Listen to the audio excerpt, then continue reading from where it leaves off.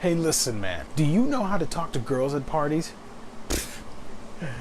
What kind of question is that? Do I know how to talk to girls at parties? Jesus. Wait. Do I know how to talk to girls at parties? And now, a conversation piece. This is The Rundown. Welcome back, everybody, to another exciting edition, another episode of The Rundown, part of a week in Geekdom. I am your host, Giovanni Menendez, and yes, we're back, folks. It's been a while, and I brought The Rundown back to talk about a recent addition to my library of geeky things, and it is Neil Gaiman's adaptation, comic book adaptation, I should say, to How to Talk to Girls at Parties. Now, I gotta be honest with you guys, I did not know anything about this book, and instead of just reviewing it, I just wanted to take a little bit of your time to just talk some musings about it, because I thought it was actually pretty clever, pretty fun, and pretty basic as well.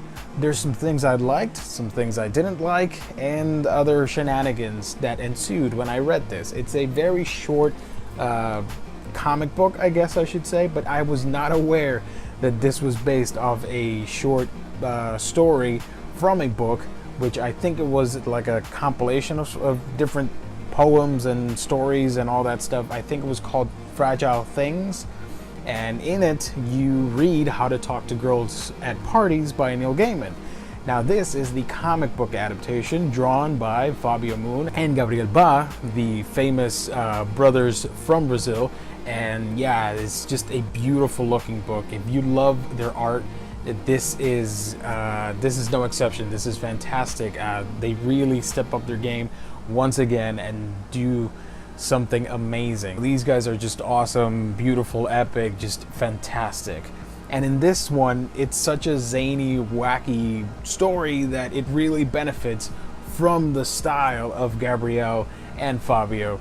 And I just thought it was fantastic. Now, what the hell? This title instantly grabbed me. For some reason, I was looking at solicitations I think it was last May, and I read How to Talk to Girls at Parties by Neil Gaiman, hardcover from Dark Horse. Now, first things first, Dark Horse is a great publisher, and I'm a big fan of their releases, as well as Gaiman and Moon and Ba. But when I saw the title, I was immediately drawn to it for some reason. At first I thought, maybe this is like a self-help book. Maybe this is a satirical thing that's going on. I didn't know anything about it. So this was a really blind purchase. I purchased this solely because of the creative team. And I had no idea, like I said at the beginning, I had no idea this was based off of anything. And then when I opened the book, then yes, I did find out it was based on something pre-existing. And there's like a movie adaptation in the works, which is just strange to me, which I'll talk to in a second.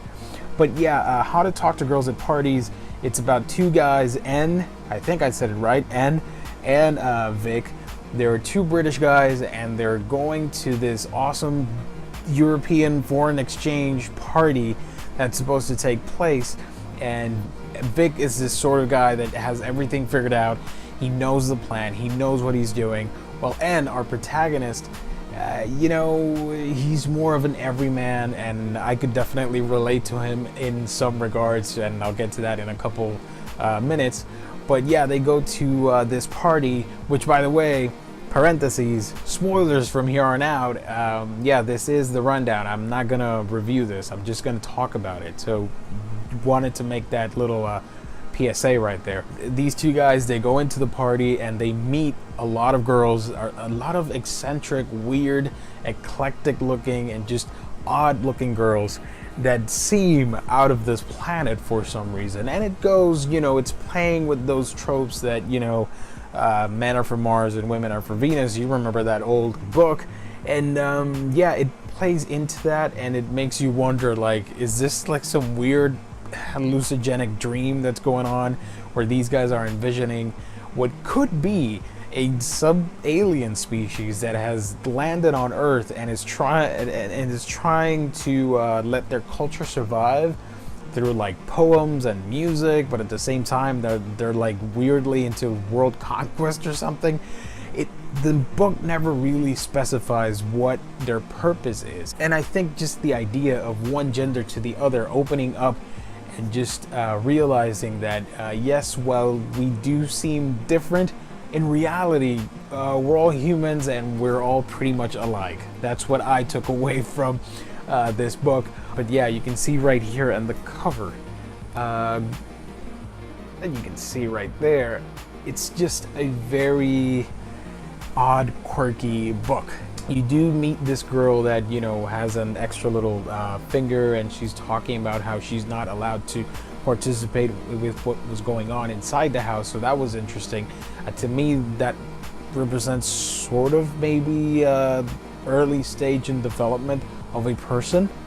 Then you see an younger or like a young adult, a female that is a little bit depressed or wasted, I guess you could say, and she's going through the motions, and the character of N just happens to be there and serve as an emotional crutch for what's happening to these girls. And that final confrontation where Vic is really angry at N, and you know, at the end it doesn't really matter. And I say that because literally it just ends like that, and that's like my main gripe, because you start getting into it, and by the end of the book you're kind of interested as to where the story is going to go, where it could go. What are these girls doing? Why all the mysticism surrounding them, and the weird music, which could be interpreted for alien signs and language and all that stuff. But yeah, it kept climbing and climbing, and just stepped off the cliff right there, and bam, it's over.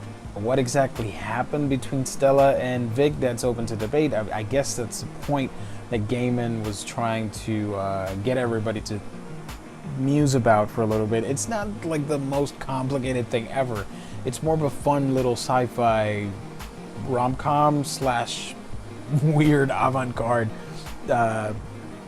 mini story. I don't know if I'm using the correct terms, but at least that's what it seemed to me when I was reading it.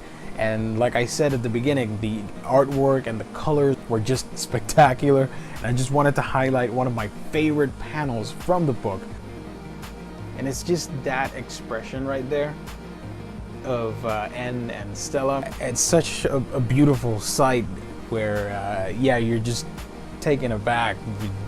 You got nothing else to say. Triolette.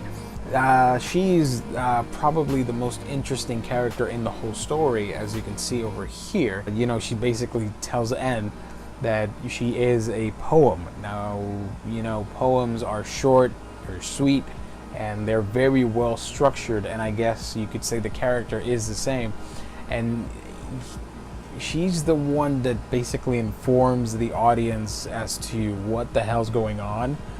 But like I said, I don't think, you know, it's more of an artistic thing. I don't know if you're supposed to take it seriously, but I thought, from a sci-fi perspective, I thought it was really interesting, and the concept of just this species surviving through art.